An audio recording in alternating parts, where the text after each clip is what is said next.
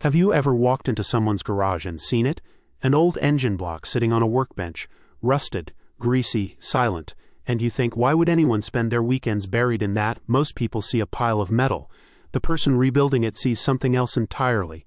A puzzle, a memory, a challenge, a promise. And if you've ever felt that strange pull toward bringing something mechanical back to life, this isn't really about engines. It's about your brain, your identity, your relationship with control, time, and meaning. Let me show you what's really going on. Imagine this. It's late evening. The house is quiet. You're in the garage with a single overhead light humming above you. In front of you is a 40-year-old engine that hasn't run in decades. You wipe your hands on a rag, lean in close, and examine a cracked gasket or a worn camshaft. Hours pass. You barely notice. Why? From the outside, it looks like manual labor. But psychologically, this is immersion. It's what researchers call flow, a state first studied deeply by Mihaly Csikszentmihalyi. Flow happens when your skills are perfectly matched to a challenge, not too easy, not impossible, just enough resistance to demand your full attention. Old engines are masters of flow. They fight back, bolts snap, parts don't align, manuals are vague, you can't half focus. Your phone disappears from your awareness, your stress about work gone. Your social anxieties faded into the background hum of the compressor. You're fully present. In a world of endless notifications and fragmented attention, rebuilding an engine becomes psychological meditation disguised as greasework. But there's something deeper. People who rebuild old engines often have a high tolerance for delayed gratification. That's not a random trait. It's strongly linked to long-term thinking and emotional regulation. The famous Stanford marshmallow experiment hinted at this decades ago. The ability to wait predicts outcomes in multiple life domains. Rebuilding an engine is the opposite of instant reward culture. It's months of disassembly before even the hope of ignition.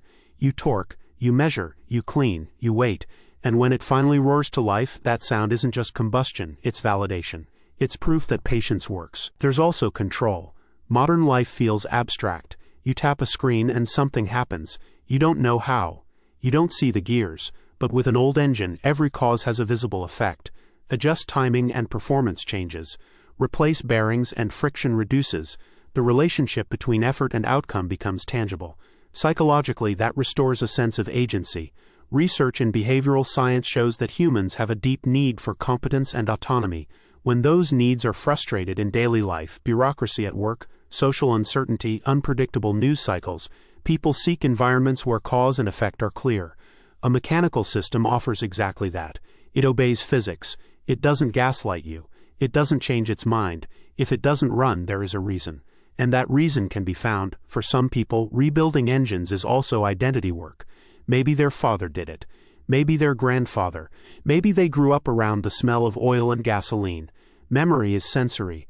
Smell, in particular, is neurologically tied to the limbic system, the emotional core of the brain. That scent of fuel isn't just chemical. It's autobiographical. When someone rebuilds an old engine from their childhood era, they're not just restoring machinery. They're reconstructing narrative. They're saying, this mattered. This era mattered. I mattered in that era. There's a subtle resistance to time in that act. Old engines represent permanence, cast iron, mechanical simplicity, visible craftsmanship. In contrast to modern disposable design, rebuilding something old feels like defiance. It's a quiet rebellion against planned obsolescence, against throwaway culture. Psychologically, this often aligns with high conscientiousness and nostalgia proneness. Not in a sad way, in a stabilizing way. Nostalgia, contrary to popular belief, isn't just longing. Studies show it can increase optimism and a sense of continuity. When you connect past and present, your identity feels coherent. You become the kind of person who finishes what history started. And then there's the puzzle aspect. Engines are intricate systems. Pistons, valves, timing chains, fuel systems, all interdependent. To rebuild one is to reverse engineer logic itself. This attracts people high in systemizing traits. The cognitive preference for understanding how components interact within a structured whole. If you've ever felt deeply satisfied after solving a mechanical problem, that's dopamine doing its job. Not the quick dopamine of scrolling, the earned dopamine of mastery. It's slower, stronger, more enduring. There's also something emotionally therapeutic about disassembly. Think about it. When life feels chaotic, you can't always take it apart and lay it neatly on a table. You can't label your stress, clean it with solvent, replace worn parts and reassemble it to specification. But you can do that with an engine. And in doing so, something symbolic happens. You externalize chaos. You turn confusion into sequence. You turn noise into order. Psychologists sometimes talk about behavioral activation in treating depression, engaging in structured, goal-oriented tasks to counter rumination. Rebuilding an engine is a powerful form of that. It occupies both hands and mind. It replaces abstract worry with concrete action. You don't fix everything in life, but you fix this, and sometimes that's enough. There's another trait often present in engine rebuilders: comfort with solitude, hours alone, just you and the machine. For some, that sounds isolating. For others, it's deeply restorative. Solitude allows for cognitive decompression. When you're alone but focused on a task, your default mode network, the brain system tied to self-reflection, operates in a healthier rhythm. You think without spiraling, you process without pressure.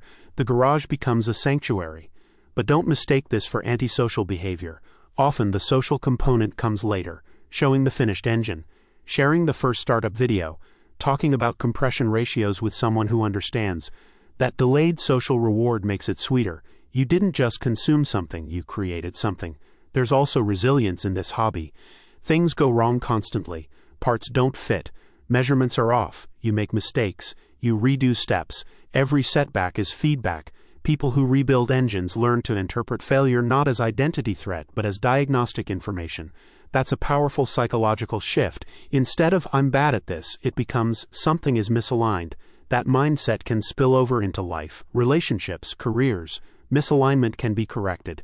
And here's a subtle but important layer: mortality. Engines, especially old ones, are relics. They come from another era. When you restore one, you're confronting decay directly.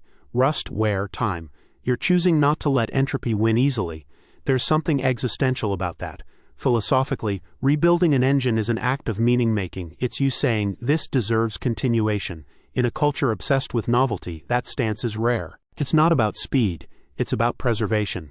You might not consciously think about any of this while tightening bolts, but your brain is experiencing coherence, agency, mastery, nostalgia, patience, resilience, all wrapped in metal and torque specs. And maybe that's why the moment of ignition feels almost sacred. You turn the key, there's a pause, the engine coughs, then it catches. That sound carries weeks or months of effort. Every cleaned surface, every careful measurement, every late-night doubt. It runs because you understood it. That's deeply human.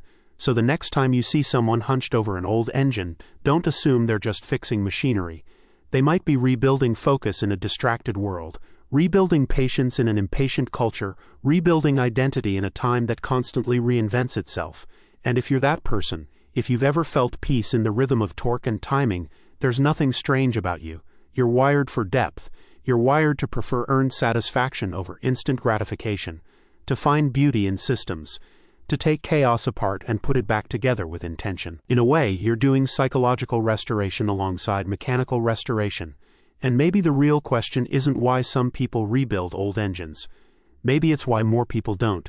If this resonates with you, if you felt that quiet joy in bringing something old back to life, I'd love to hear what you've rebuilt or what you're working on now. And if you've never picked up a wrench but recognize yourself in the mindset, that curiosity alone says something powerful about you. Keep exploring how your mind works, because sometimes the most revealing psychology isn't found in a textbook, it's found under the hood.